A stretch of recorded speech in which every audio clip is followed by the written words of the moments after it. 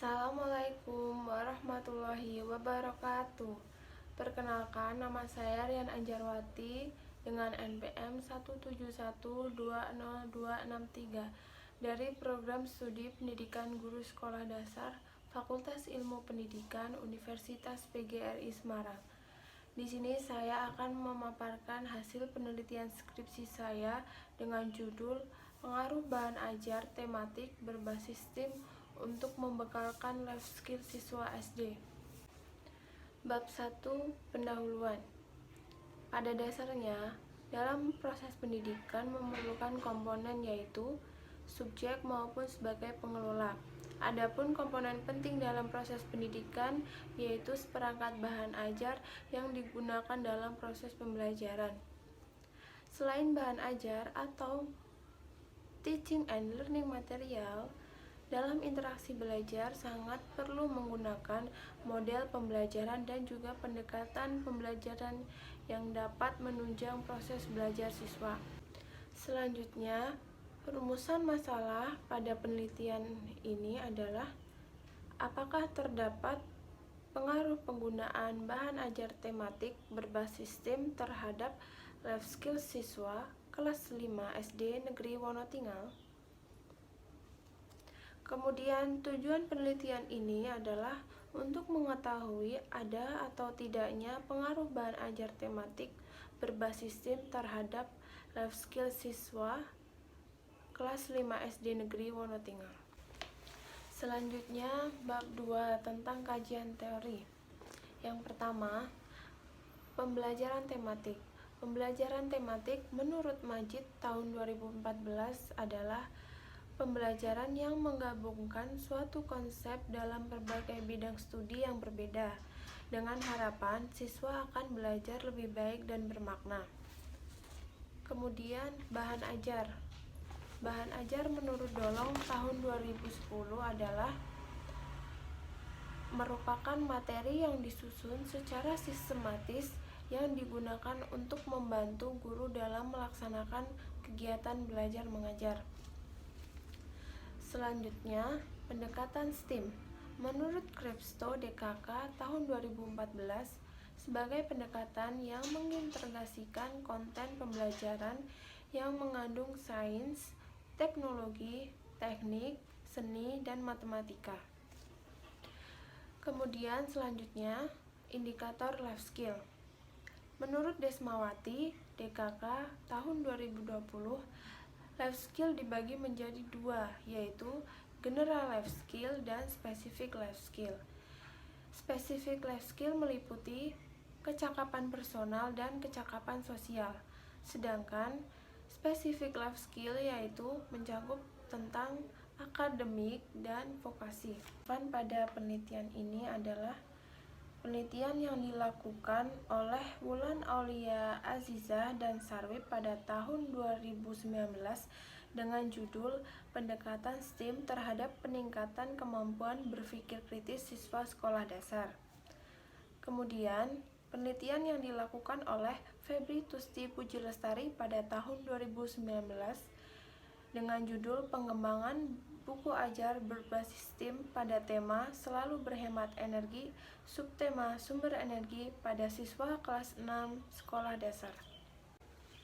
Selanjutnya, kerangka berpikir dalam penelitian ini sebagai berikut. Pada penelitian ini dibagi menjadi dua kelas. Yang pertama, kelas kontrol yang tidak menggunakan bahan ajar berbasis STEAM, melainkan menggunakan metode konvensional.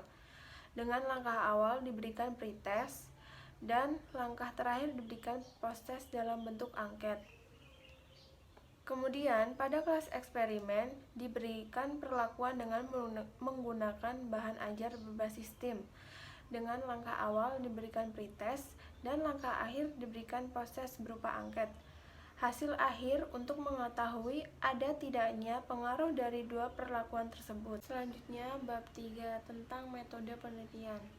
Yang pertama, tempat dan waktu penelitian.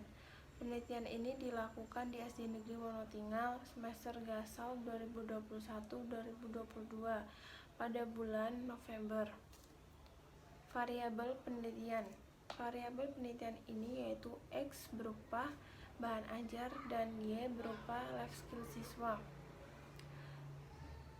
Selanjutnya, populasi sampel dan sampling dalam penelitian ini berjumlah 62 siswa dengan dua kelas, yaitu kelas 5A dan kelas 5D, dengan masing-masing kelas yaitu terdiri dari 31 siswa sebagai kelas kontrol dan kelas eksperimen. Selanjutnya, teknik pengumpulan data. Teknik pengumpulan data dalam penelitian ini menggunakan angket, wawancara, observasi sebagai data pendukung. Selanjutnya, teknik analisis data. Teknik analisis data dalam penelitian ini yaitu uji kualitas data dan analisis data. Berikut merupakan alur dari teknik analisis data. Selanjutnya, kita memasuki bab 4 yaitu hasil dan pembahasan. Yang pertama, uji Pearson test. Dapat dilihat di tabel 4.3 hasil Pearson sample test. Pada kelas pretest dan post-test eksperimen didapatkan nilai signifikan two-tailed sebesar 0,00, lebih kecil dari 0,05, yang artinya ada perbedaan sebelum dan sesudah diberi perlakuan terhadap life skill siswa. Sedangkan pada kelas pretest kontrol dan post-test kontrol didapat nilai signifikan two-tailed sebesar 0,94, lebih besar dari 0,05, yang artinya tidak ada perbedaan sebelum dan sesudah diberi perlakuan metode ceramah terhadap life skill siswa. Selanjutnya, dengan pengujian homogenitas. Dapat dilihat pada tabel 4.4 hasil uji homogenitas. Berdasarkan hasil di atas, diketahui based on mean signifikan pretest eksperimen dan pretest kontrol sebesar 0,059 lebih besar daripada 0,05, sehingga dapat disimpulkan bahwa varian data pretest eksperimen dan pretest kontrol adalah sama atau homogen. Sedangkan based on mean signifikan pretest eksperimen dan post-test kontrol sebesar 0,00 lebih kecil dari 0,05, sehingga dapat disimpulkan bahwa varians data post-test eksperimen dan post-test kontrol adalah tidak sama atau heterogen. Selanjutnya, dengan pengujian independentitas. Dapat dilihat pada tabel 4.5 hasil uji independen sample test. Dari hasil tabel di atas, diketahui nilai signifikan two-tailed sebesar 0,00 lebih kecil daripada 0,05, yang artinya ada perbedaan rata-rata hasil life skill siswa antara pretest kelas eksperimen dengan pretest kelas kontrol. Selanjutnya, pada uji Mann-Whitney dapat dilihat pada tabel 4.6 hasil uji Mann-Whitney.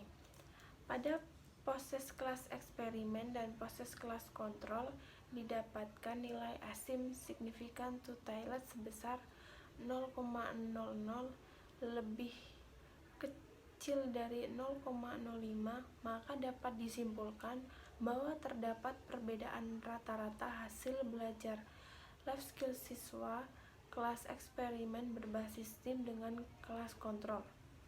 Sehingga karena adanya perbedaan yang signifikan, maka dapat dikatakan bahwa ada pengaruh penggunaan bahan ajar berbasis tim terhadap life skill siswa. Yang terakhir adalah hasil angket respons siswa. Dapat dilihat pada tabel 4.7 hasil angket siswa. Semua pertanyaan yang dinilai dalam bahan ajar ini menunjukkan kriteria sangat baik dan baik dengan perolehan skor rata-rata sebesar 67,03%. Skor tersebut menunjukkan pada kriteria baik, sehingga bahan ajar ini dapat dikatakan baik untuk diterapkan dalam pembelajaran tematik berbasis tim untuk meningkatkan life skill siswa.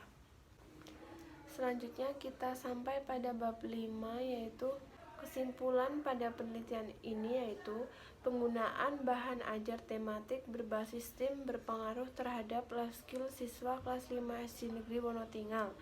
Dilihat dari hasil skor nilai life skill siswa yang tinggi dan hasil analisis data akhir dengan menggunakan uji tes dua pihak, dapat diketahui nilai skor siswa kelas eksperimen lebih tinggi dibandingkan dengan pendapat pembelajaran dengan menggunakan model pembelajaran ceramah pada kelas kontrol.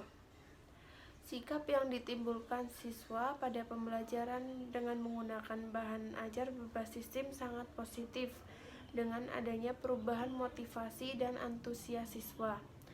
Selain itu, kecakapan siswa juga berkembang. Selanjutnya, saran. Dari hasil penelitian, maka saran yang dapat diajukan adalah sebagai berikut.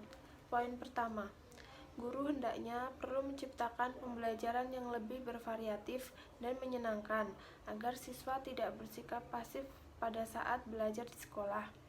Guru dapat mempertimbangkan pembelajaran dengan menggunakan bahan ajar tematik berbasis STEM. Poin kedua, guru hendaknya menggunakan bahan ajar dan media pembelajaran yang dapat meningkatkan dan mendukung aktivitas belajar siswa. Poin ketiga, siswa hendaknya lebih giat dan bersemangat dalam mengikuti kegiatan belajar di kelas, sehingga dapat mendukung life skill siswa dan tercapainya tujuan pembelajaran yang baik. Sekian pemaparan dari hasil penelitian skripsi yang telah saya lakukan. Terima kasih. Wassalamualaikum warahmatullahi wabarakatuh.